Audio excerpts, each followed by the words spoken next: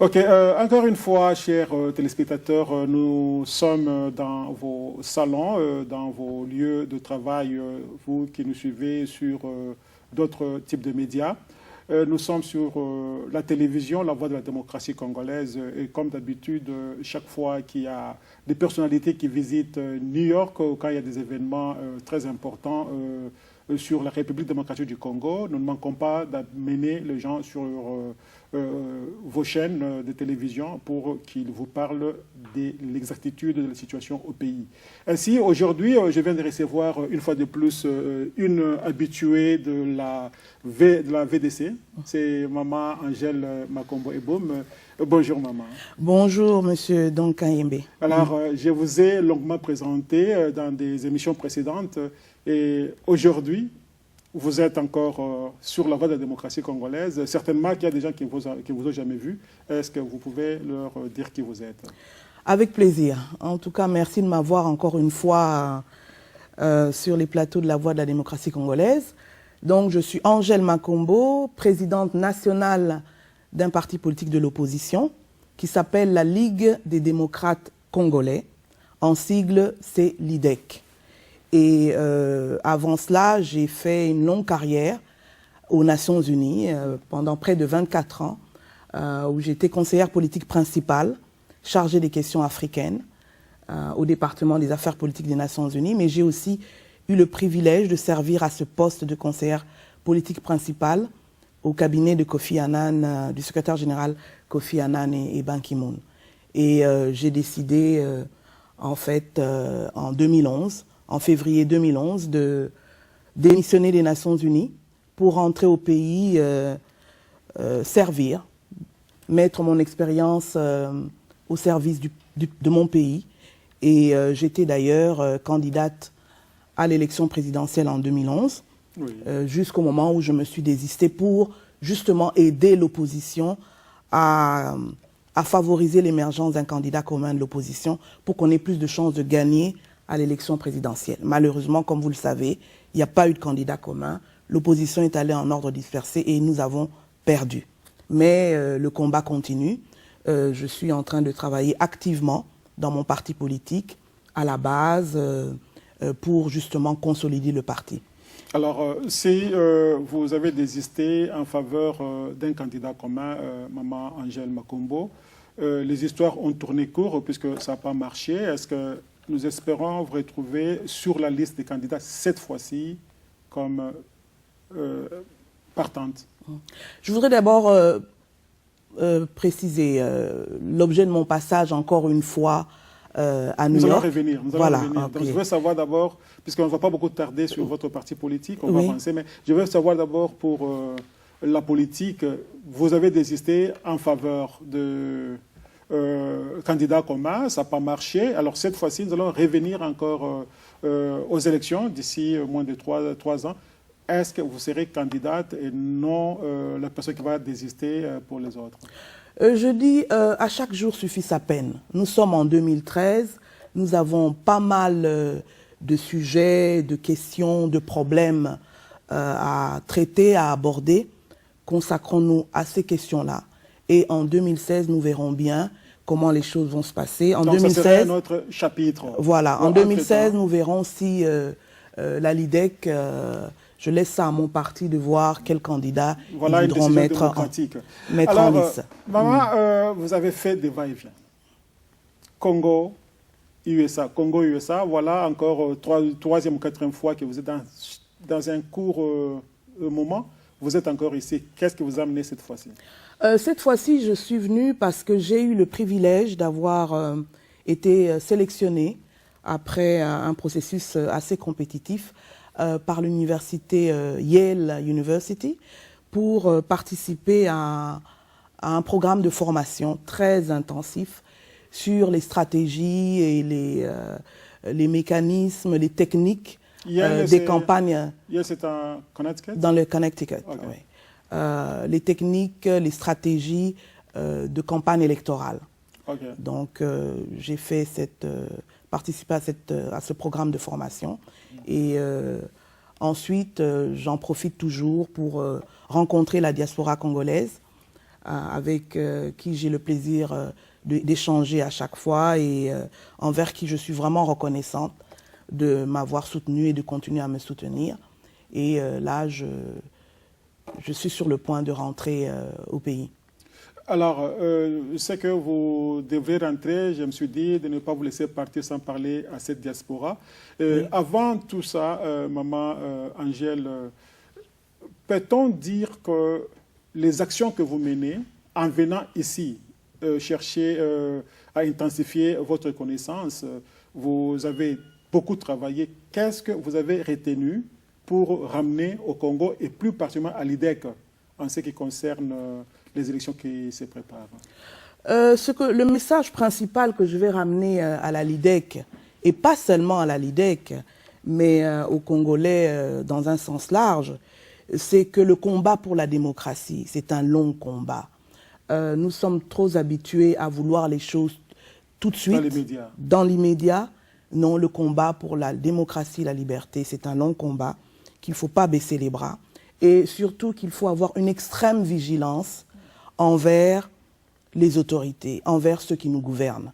Et sur toutes les questions, poser des questions en ce qui concerne la situation économique et sociale, mais aussi les grandes questions du moment. Par exemple, au Congo, en ce moment, c'est oui ou non concertation nationale. Nous venons d'apprendre qu'il y a 2 jours, le président Kabila a signé l'ordonnance pour justement qu'il y ait ces concertations. Donc, les Congolais doivent s'intéresser, poser des questions, demander des comptes. Il y a aussi la CENI qui a été, nouvelle CENI qui a été installée, revisitée. Là également encore, obligation de vigilance.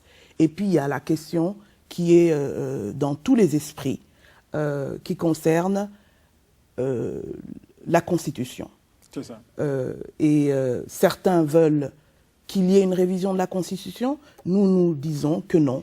Il faut absolument que, surtout l'article 220 de la Constitution, qui verrouille certaines grandes justement questions comme le mandat du chef de l'État, 2 mandats de 5 ans et pas plus, que ça ne soit pas revisité. Ok, Maman Angèle, nous allons aller étape par étape sur les grands événements que vous venez d'évoquer.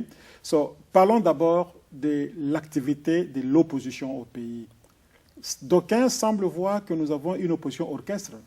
Donc c'est sur la télévision, c'est sur des radios, sur les médias. Mais concrètement, qu'est-ce que cette opposition apporte dans l'assiette du progrès du pays? Puisque certaines personnes qui viennent du pays disent non, en tout cas, tant peu soit-il, le gouvernement est en train de faire des actions ici et là, et on voit quand même un changement. Mais l'opposition semble ne pas voir ce changement. Qu'est-ce qu'il y a? L'opposition congolaise, effectivement, elle ne s'illustre pas comme une opposition forte, une opposition crédible, une opposition cohérente. Mais je dirais qu'elle a au moins le mérite d'exister. Imaginez si dans le pays il n'y avait pas d'opposition. Bon. Cela étant dit, nous devons travailler au sein de l'opposition. Et quand je dis nous, j'inclus aussi la LIDEC, pour justement qu'on ait des positions beaucoup plus cohérentes. Je pense par exemple, les élections passées, nous n'avons pas été cohérents, nous n'avons pas eu un candidat commun. Je pense à la question de la francophonie. L'opposition s'est agitée, oui, pas de francophonie et tout. Mais quand la francophonie s'est faite, le président François Hollande est arrivé au Congo, on a vu des leaders de l'opposition se bousculer au portillon pour être reçus. Est-ce qu'on ne voit pas que c'est trop bas? Justement, c'est bas. Nous voyons des opposants qui, la journée, clament qu'ils sont opposants et le soir sont en train de flirter avec le régime, demandent des subsides. Donc, on se disqualifie là-dessus. Concernant également les concertations nationales, on aurait voulu qu'il y ait beaucoup plus de cohérence, que l'opposition parle d'une même voix. Oui. Voilà. Nous avons vu également récemment le passage du secrétaire général Ban Ki-moon avec le président de la Banque mondiale. Là encore, l'opposition, juste à la veille de l'arrivée de Ban Ki-moon, on a déclaré qu'il y avait un front uni de l'opposition, mais quand nous savons comment les choses se sont passées, ça s'est passé dans la précipitation pour juste afficher une solidarité de façade qui, dans la réalité, ne se fait pas. Est-ce qu'il y a eu un document commun de l'opposition déposé dans le mail de Ban Ki-moon? Oui, il y a eu une déclaration, j'ai entendu dire, moi je ne l'ai pas vu, que cette déclaration a été transmise, mais nous avons bien vu que suite à cette visite de Ban Ki-moon, de cette déclaration, encore une fois, il y avait des tiraillements au sein de l'opposition. Quant à un positionnement, quant à ce que l'un ou l'autre voudrait avoir. Donc, je suis d'accord, je bats ma coupe. Je dis que dans cette incohérence politique que nous avons, que nous vivons au Congo, l'opposition aussi a sa part de responsabilité. C'est ça. Alors, ici, sur la voie de la démocratie congolaise, nous essayons d'amener le problème et en même temps suggérer des solutions. Que faut-il faire pour que cette opposition joue un rôle réellement constructif? Justement, il faut continuer le débat au sein de l'opposition. Par exemple, j'ai évoqué certaines grandes questions d'actualité dans le pays en ce moment. Les concertations nationales, par exemple. Nous allons y arriver. J'ai dit d'abord, qu'est-ce que l'opposition il faut d'abord pouvoir parler ensemble avec sincérité et non convoquer des apartés avec certains et puis pas avec d'autres. Donc c'est vraiment ce travail-là très laborieux qu'il faut faire. Et il faut que les Congolais aussi fassent pression auprès de ces leaders de l'opposition pour qu'ils aient une voix plus cohérente et soient prêts à dénoncer quand ils voient que les choses ne se passent pas très bien. Oui, bon, alors quand nous parlons de cette opposition congolaise avec son incohérence, comment voulez-vous, Madame Angèle Makombo, voir que l'opposition mise sur la solution du pays à travers les institutions extérieures comme l'ONU, comme la France, comme la Banque mondiale et consorts? Tout est focalisé sur l'extérieur. Donc, personne ne fait confiance à personne au Congo. Est-ce qu'on peut penser à développer cette partie du monde avec des gens qui ne s'aiment pas, qui ne se font pas confiance? Justement, c'est un défi à relever. Je ne pense pas que la situation restera en l'état et tout le temps. Et il ne faut pas non plus oublier que nous sommes dans ce processus de démocratisation il n'y a pas si longtemps que cela. Donc, ça fait voilà. Depuis 1990 qu'on a commencé ce processus démocratique. Oui, par rapport à certains pays d'Afrique, on pourrait dire que la nôtre n'est pas encore très avancée, mais moi je ne désespère pas. Et ces grands moments, ces grandes questions que nous avons évoquées, nous donneront l'occasion, nous les leaders de l'opposition, comme les leaders de la majorité, de prendre position et d'essayer d'être cohérents. Mais tant que les Congolais aussi ne seront pas là pour nous demander des comptes, pour dénoncer, les choses n'avanceront pas. Et quand je dis les Congolais, y compris la société civile, elle doit aussi jouer son rôle. On blâme beaucoup l'opposition, mais on retrouve un peu la même situation dans la société civile congolaise. Une société civile qui est parfois en train de flirter avec le pouvoir. Et là encore, nous devons changer les choses. On a vu dans certains pays, quel est le pays africain, j'entends, comment la société civile a joué un rôle déterminant. C'est ça. Je pense, parce que ce pays est d'actualité en ce moment, je pense à lui, le Sénégal, où le président Obama est passé récemment. La société civile a joué un rôle déterminant pour faire avancer les choses. Quand le président Ouad semblait ne pas vouloir céder, cette société civile a été au front, à l'avant-plan. Donc, chez nous aussi, les choses doivent se passer de la même manière. Nous devons s'inspirer de ces exemples-là. Et moi, vraiment, je ne perds pas espoir. Ok, il n'y a pas d'espoir, mais quand nous essayons un peu de lire la situation congolaise, nous comprenons que le plus grand problème du Congo, comme disait le feu Monseigneur Songa Songa, c'est un fait qui a été créé. Donc la misère qui a été créée juste pour mettre les gens dans le besoin.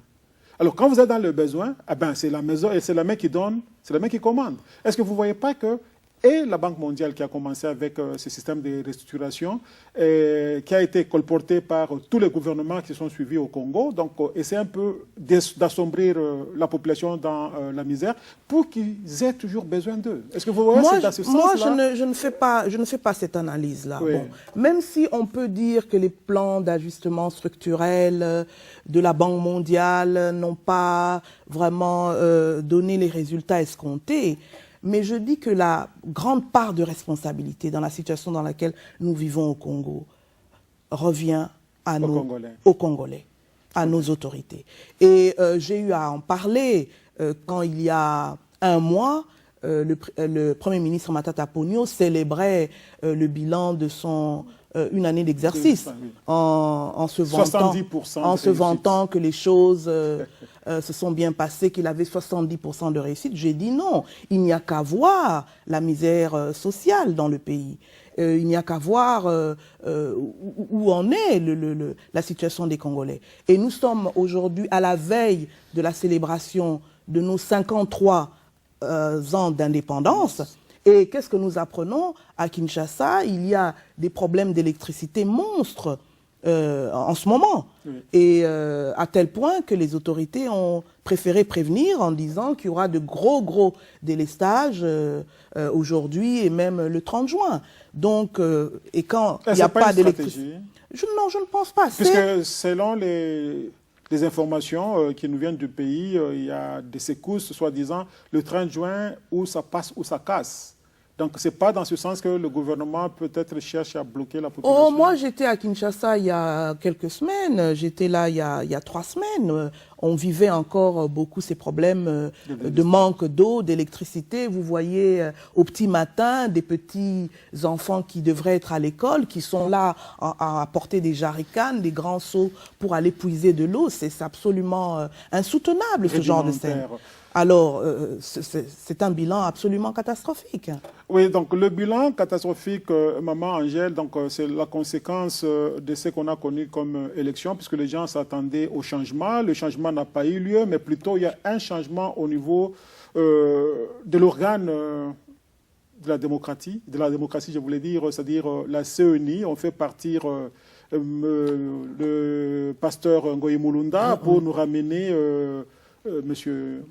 l'abbé Malou Malou. Est-ce que vous voyez qu'il y a un changement ou bien c'est un principe de bonnet blanc, blanc, bonnet? Moi, je dirais que la restructuration de la CENI n'est pas allée aussi loin qu'on l'aurait souhaité et que nous avons des raisons de craindre que cette nouvelle CENI ne va pas vraiment performer comme on pourrait l'espérer. Mais bon, nous lui donnons le bénéfice du doute.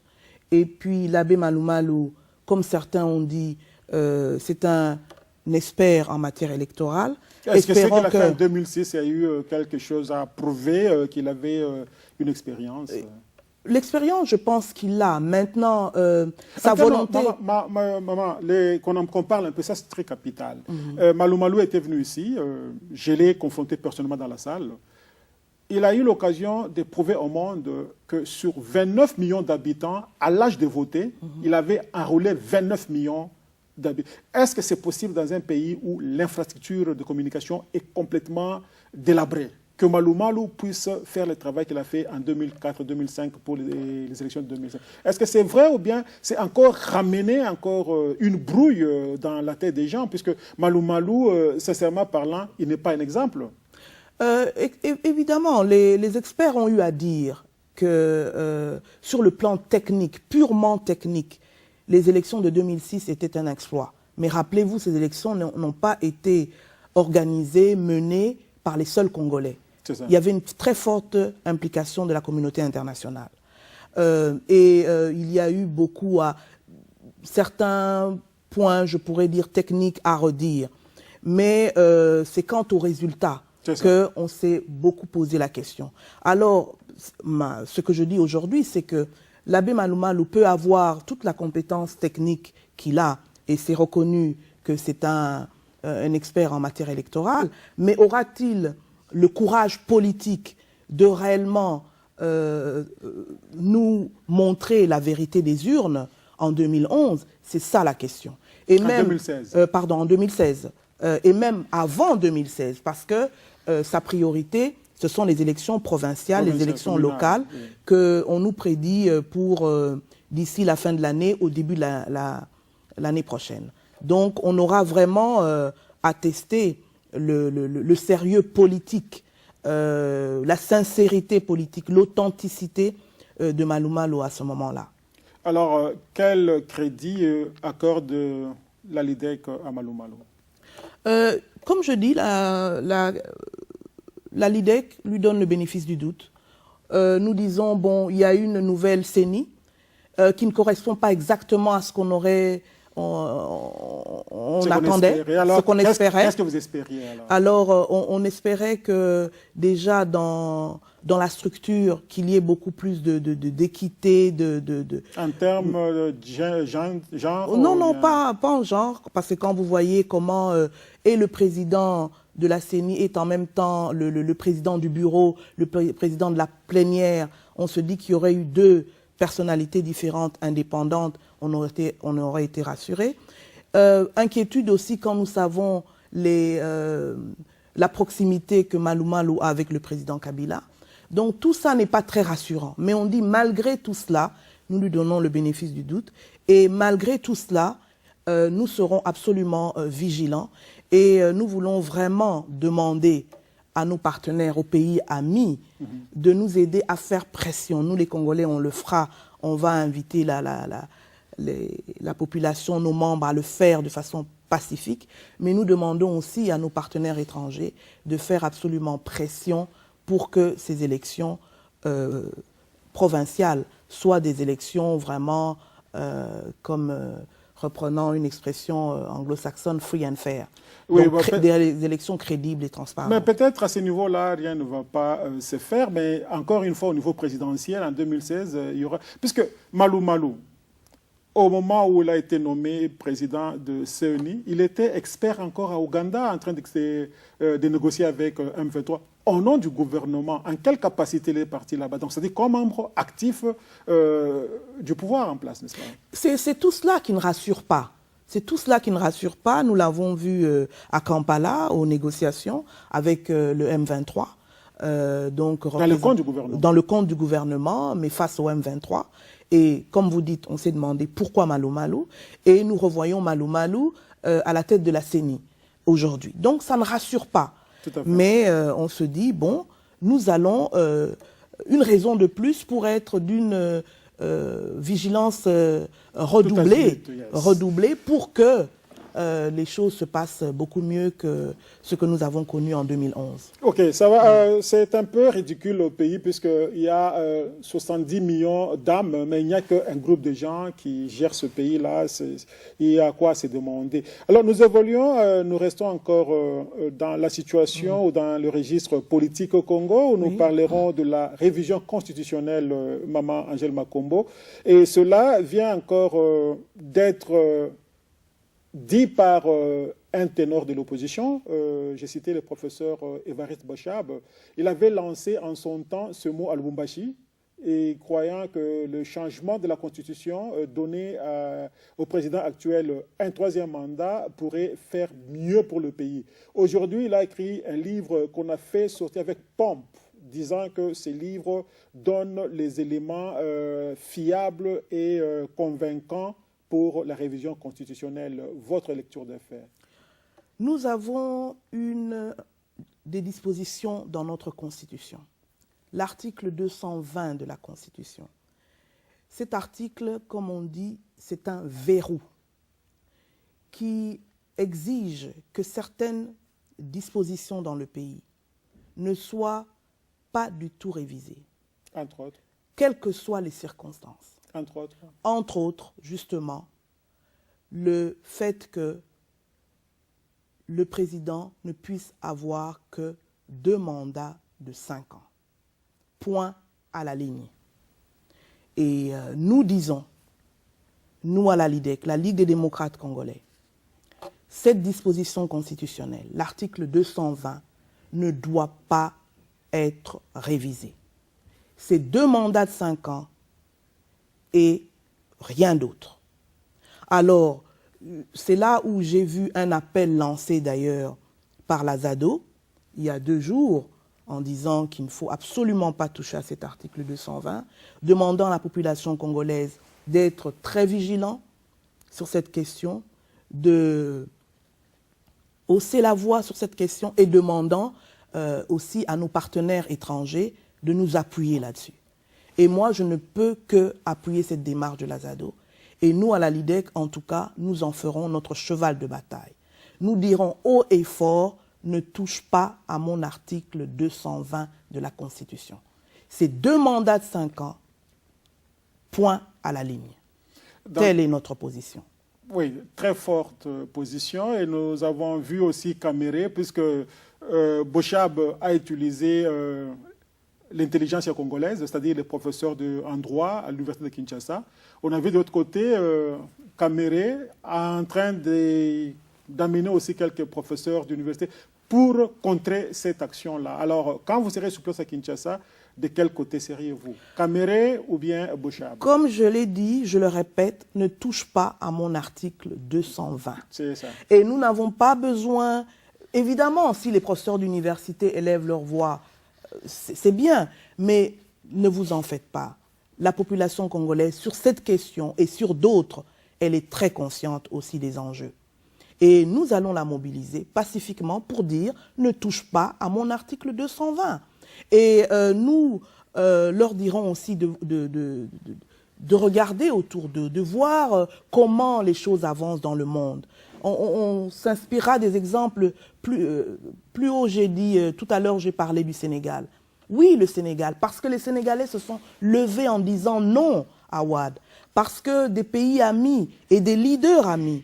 Et j'ai entendu une interview d'ailleurs d'un ancien ministre des Affaires étrangères sénégalais qui disait que le président Obama lui-même a joué un rôle déterminant pour faire céder Wade. Alors nous demandons à ces leaders du monde, nous sommes en Amérique ici, alors je demande au président Obama, nous demandons au président Obama de nous aider pour cette question de l'article 220, de ne pas toucher à notre article 220 de la Constitution.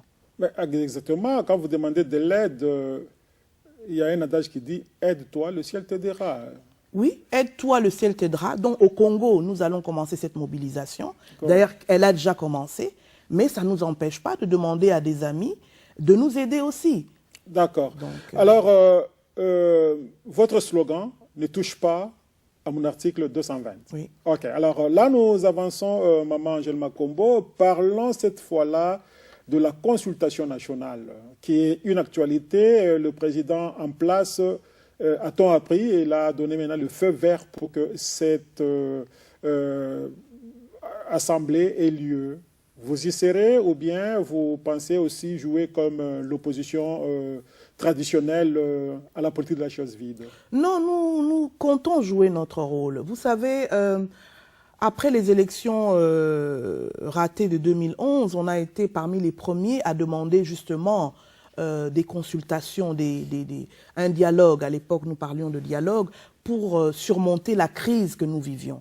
Nous vivions et nous vivons toujours une crise de légitimité, mais ajouté à cela, la crise socio-économique dans laquelle nous vivons. Et puis, il y avait aussi les problèmes à l'Est, des problèmes qui continuent d'ailleurs. Nous avons été parmi les premiers. Et le président Kabila, si vous vous en souvenez, en décembre 2012, à 2 reprises, en s'adressant au Parlement devant le Congrès, avait dit « je vais lancer une initiative ». Le 31 décembre, dans son message à la nation pour l'année nouvelle, avait dit également « je vais lancer une initiative ». Nous attendions, nous faisions pression, et comme malheureusement beaucoup de choses au Congo, ça a pris du temps. C'est seulement 6 mois après qu'il signe cette ordonnance. Il y aura donc des concertations nationales. Encore une fois, pour cette question aussi, nous voyons que ce n'est pas exactement ce que nous souhaitions, que l'opposition dans son ensemble souhaitait, mais nous comptons, nous, jouer un rôle déterminant. Nous ne pensons pas que la politique de la chaise vide est un bon choix.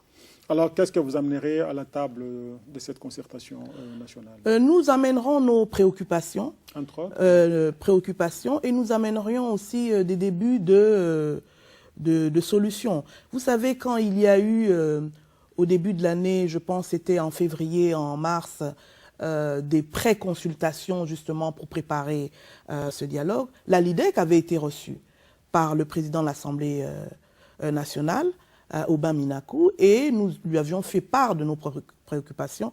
Nous lui avions d'ailleurs remis une note dans ce sens-là, où on faisait un diagnostic de la situation du pays. Nous parlions de tout et nous faisions des propositions quant à la tenue de ce dialogue. Mais nous voyons que le dialogue, on ne l'imaginait pas comme ça, que ça soit vraiment comme le président qui dresse le cadre de ce dialogue. Apparemment, c'est ça qui se présente. Il dresse également les thèmes nous insistons pour que oui, on parle de l'Est, mais ça ne soit pas que l'Est, parce que nous sommes dans une réelle crise, comme j'ai dit, politique, mais aussi socio-économique. Donc, toutes ces questions-là, nous mettrons sur la table. Nous souhaitons que vraiment, il n'y ait pas de questions taboues. Et nous souhaiterions aussi, en tant que LIDEC, que les femmes jouent un rôle important dans ce dialogue. Parce que c'est reconnu de tous. Les femmes sont les premières victimes des conflits armés. Mais quand il s'agit maintenant de discuter de la paix, de la reconstruction, les femmes ne sont pas autour de la table. C'est ça. Et pourtant, notre pays a souscrit à la résolution 1325 des Nations Unies sur la femme, la paix et la sécurité. Mais en réalité, nous voyons que vraiment les choses n'avancent pas sur cette question. Et on a eu une illustration à Kampala. Il n'y avait pas de femmes congolaises à Kampala. Tout à fait. Voilà, les femmes étaient absentes. Alors cette fois-ci, pour les soi-disant concertations nationales, nous, les femmes congolaises, nous entendons bien jouer un rôle important. Tout à fait. Alors, nous l'espérons bien, puisque vous êtes au Four et au Moulin cette fois-ci. On voit une femme très active. Il y avait maman Marie-Thérèse Landou qui était active. Cette fois-là, nous la voyons seulement écrire. Elle semble être réduite au silence. Elle nous suit, elle va s'exprimer un jour. Maintenant, il n'y a que vous qui êtes sur le terrain, maman Angèle Makombo. Voilà que l'enfant qui était né le 30 juin 1960, cet enfant, dans quelques jours, aura, probablement demain, cet enfant aura 53 ans. Ce n'est plus un enfant, c'est un vieux, c'est un grand-père aujourd'hui. Mais ce Congo enfant ne marche pas. Le Congo a vieilli et tout a vieilli, mais la population qui est jeune ne semble pas se retrouver. Quel est le problème avec cette indépendance? Et c'est ça qui est vraiment dramatique, parce que 53 ans après, nous avons plus l'impression que nous reculons. Et nous reculons dans des domaines vraiment capitaux. Regardez l'éducation.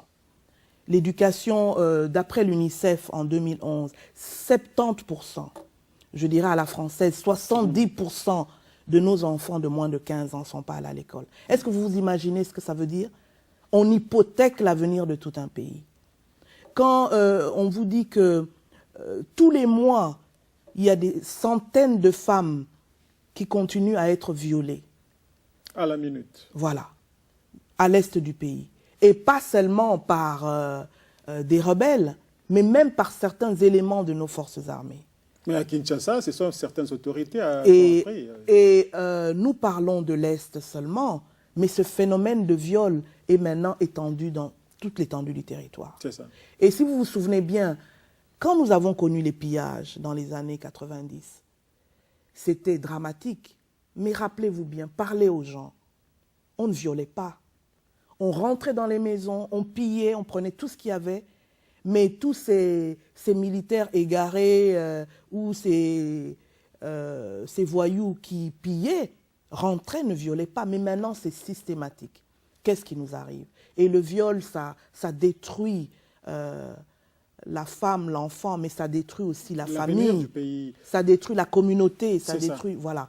Et là, je voudrais d'ailleurs saluer l'adoption par l'ONU d'une résolution forte contre le viol pour justement inciter les pays, inviter les pays à prendre des mesures, des sanctions contre ces violeurs-là.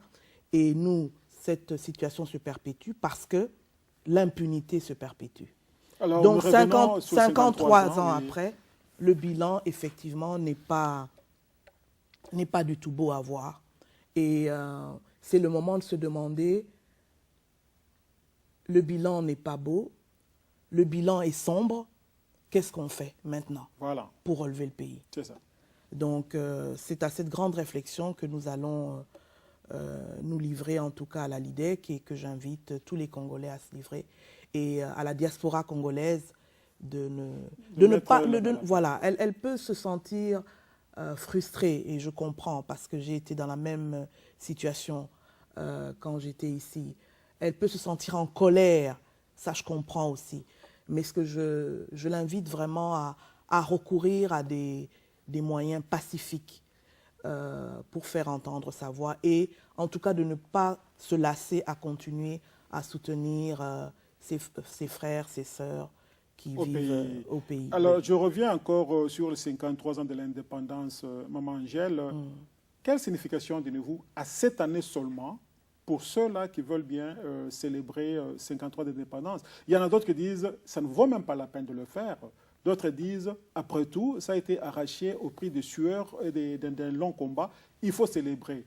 Quelle est votre position à ce point de vue? Disons, vous vous souvenez, on a eu un peu le même débat pour le cinquantenaire de notre indépendance. Certains disaient, fêter quoi au fond? 50 ans de quoi? D'autres disaient, non, c'est quand même une étape capitale qu'il faut marquer, qu'il faut célébrer. Bon, 53 ans, c'est pas, comme on dit, c'est pas un chiffre rond, mais c'est nos 53 ans d'indépendance. Et je pense que c'est le moment de faire une réflexion. Tout à fait. Et tenant compte du bilan, tenant compte des responsabilités des uns et des autres. Tout à l'heure, nous avons parlé des responsabilités de l'opposition. Bon, c'est le moment aussi de se dire, bon, l'opposition congolaise, où allons-nous? Quel rôle nous pouvons jouer, surtout à la veille de ces grands moments dont nous venons de parler, concertation nationale, la création constitutionnelle, nouvelle CENI, et puis etc. Donc, moi, je dirais que c'est un grand moment de réflexion que nous devons entretenir, et puis pouvoir déterminer, si pas les solutions, mais des pistes de solutions. OK. Avant de terminer cette émission très importante, Maman Angèle Makombo, revenons vraiment sur un point fixe. La LIDEC, Ligue des démocrates congolais. Vous êtes dans le jeu politique, et nous savons que l'objectif ultime d'un parti politique, c'est passer au pouvoir. Quelles sont les stratégies que vous avez actuellement? Parce que quand vous me dites d'attendre 2016, ça va vous prendre de court si vous n'avez pas de stratégie. Une des stratégies que la plupart des gens m'ont suggéré ici à l'extérieur, oui, que Maman Angèle Makombo, quand elle vient, elle se limite à la télévision. Elle parle à un groupe restreint quelque part de la diaspora, et ici nous parlons des gens qui sont aux États-Unis, à New York. Qu'est-ce qu'elle attend pour engouffrer, pour coloniser la diaspora congolaise acquise au changement comme elle? Pourquoi vous n'avez pas cette action-là vers la diaspora congolaise, une action de vigueur?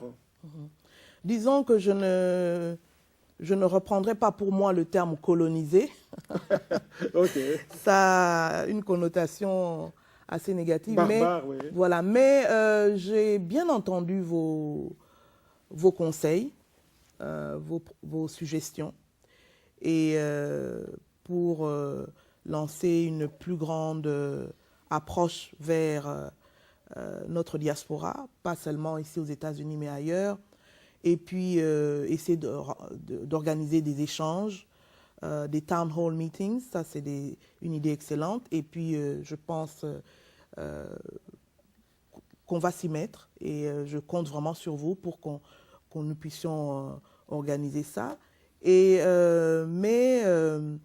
je dis que la LIDEC, n'oubliez pas qu'avant 2016, il y a peut-être 2013, c'est ça, parce qu'il y aura des élections provinciales et locales, bien locales. entendu. Bon. Est-ce que ça aura lieu en 2013? Bon, en tout cas, on nous dit d'ici le premier trimestre de 2014. Donc, quand on parle pouvoir, il ne faut pas seulement voir le pouvoir central, il faut aussi voir le pouvoir provincial, le pouvoir au niveau de la base. Voilà, local. Donc c'est là où la LIDEC tient vraiment encore une fois, à présenter des candidats au niveau des élections provinciales et surtout, tout en travaillant pour ces élections, de faire vraiment une campagne pour que nous ayons des élections crédibles, des élections transparentes.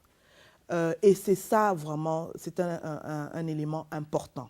Parce que si c'est pour avoir les mêmes élections que nous avons eues en 2011, où nous avons vu la corruption, mais alors à tous les niveaux, certains agents de la CENI utilisant justement les élections pour se faire de l'argent, pour solliciter la corruption auprès des candidats. Non, on va encore une fois reculer. Nous parlions de 53 d'indépendance. Sur cette question, nous avons vraiment reculé. Nous avons pensé que parce que nous avons eu des élections techniquement bien organisées en 2006, grâce au soutien de la communauté internationale, qu'en 2011, on ferait mieux.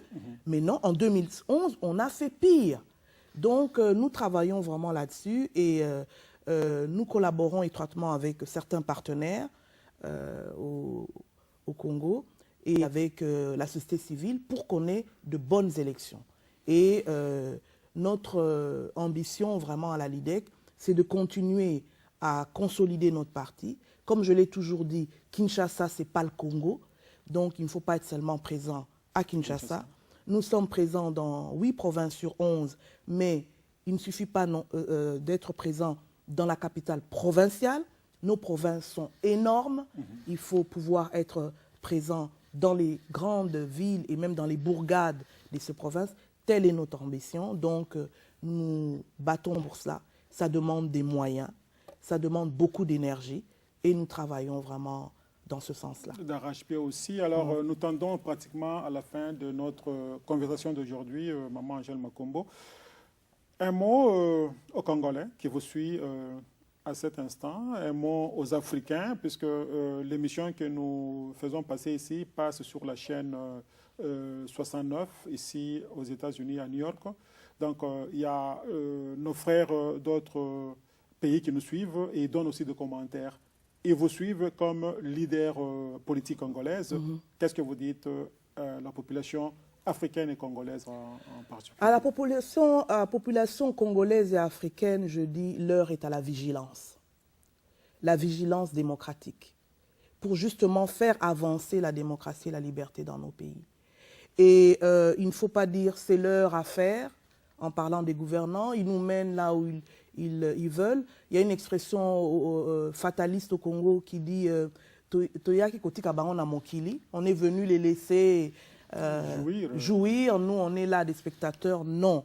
En tant que citoyen, vous devez être vigilant. Et au Congo, en ce moment, une question qui exige notre vigilance, c'est bien cette question de la révision de la Constitution. Et mon mot de la fin sera de dire encore haut et fort, ne touche pas à mon article 220. Alors, chers téléspectateurs et vous, Congolais, qui suivez cette émission, c'est pratiquement la fin. Ne touche pas à ma constitution, c'est-à-dire à l'article 220. Voilà ce que Maman Angèle Makombo vient de nous amener. Nous vous disons qu'il est temps de sortir de discussions stériles, d'être à l'action, puisque la révision constitutionnelle se prépare déjà. Et aussi, il y a Maloumalo qui est déjà en place. Il peut faire des bonnes élections, tant mieux que veut, mais les résultats qu'il va nous donner, ça risque encore de vous endormir. Donc, c'est le moment de passer à l'action. Au gouvernant, nous vous demandons que nous n'avons que Congo comme pays. Alors, cherchez à travailler dans la droiture pour la reconstruction du Congo, que cherchez à vous faire des comptes aux autres Congolais, puisqu'ils ne sont pas de votre obédience politique. C'est malheureux. Alors, c'est pratiquement la fin de cette émission, Maman Angèle. Merci d'être venue et à la prochaine. C'est moi qui vous remercie, Monsieur Don Kayembe. OK, alors au revoir et à la prochaine.